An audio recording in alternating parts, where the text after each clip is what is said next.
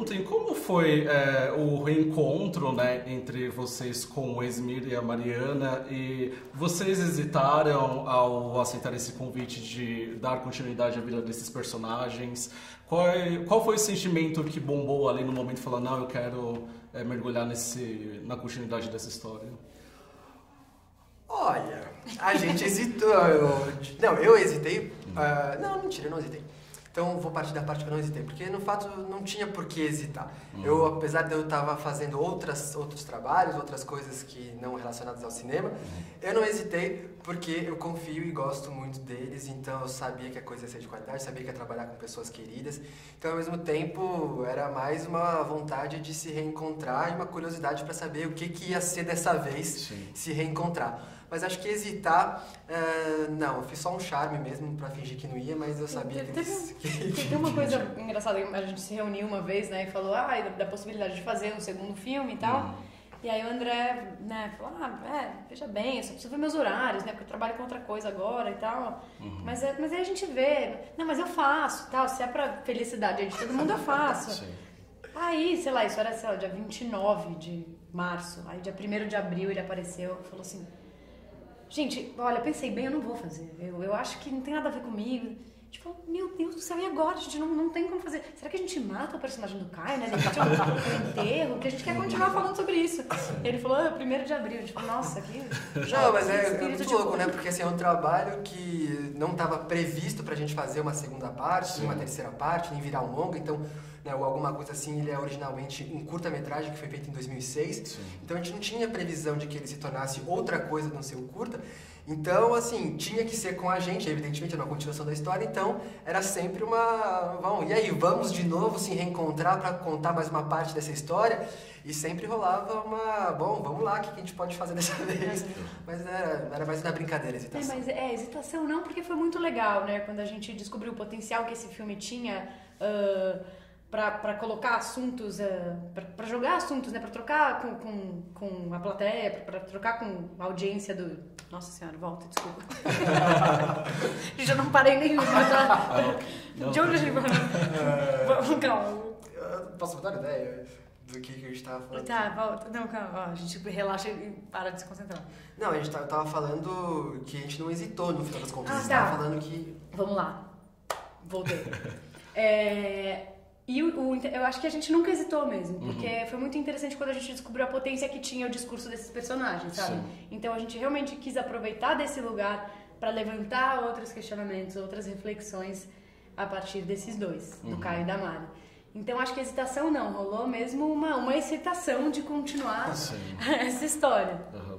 E foi difícil esse processo de imersão desses personagens, uma vez que eles já têm esse histórico, né, que foi apresentado no curta de 2006. O que mudou para vocês na composição de personagens?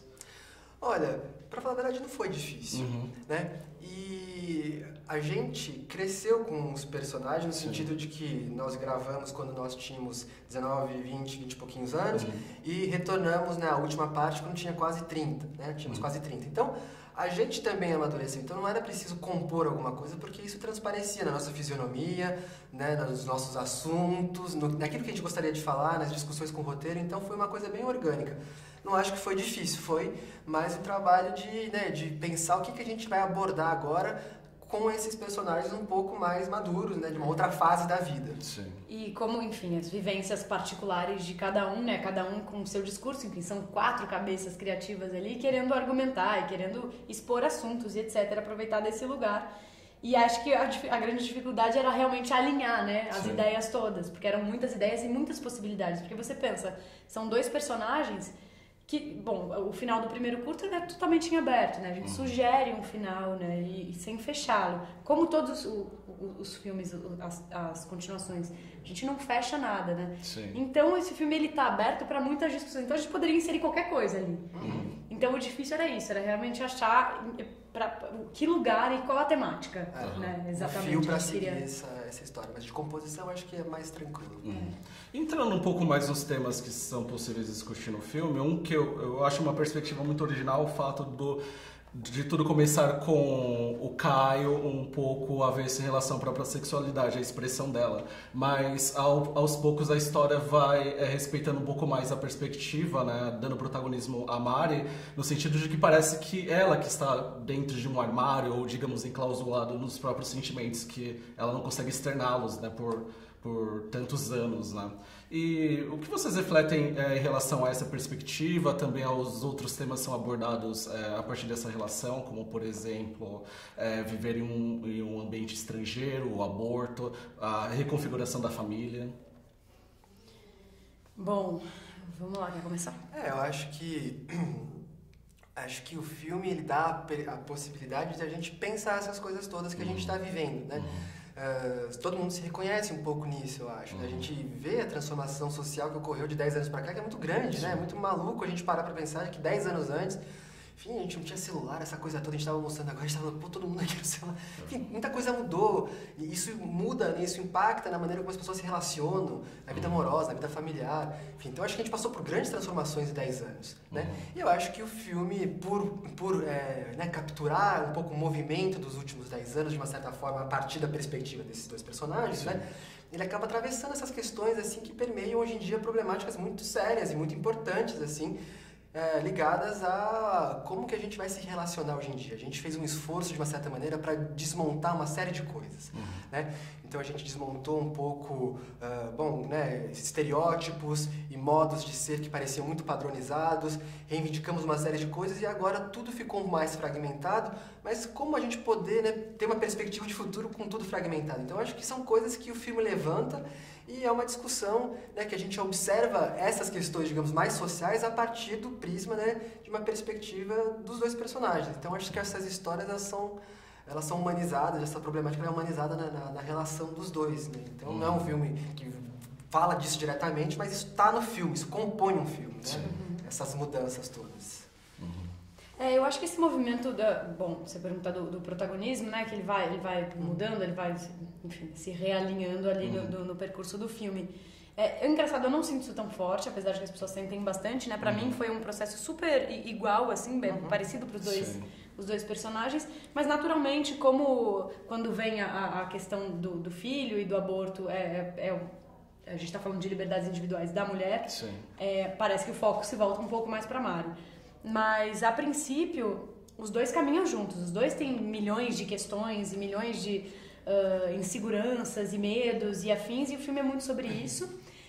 Mas eu tenho a sensação de que em algum momento o Caio se resolve, né? Que é o momento que a Mari fala, não, vem pra esse mundo, experimenta aqui, taranana. Ele se vê confortável nesse mundo e ela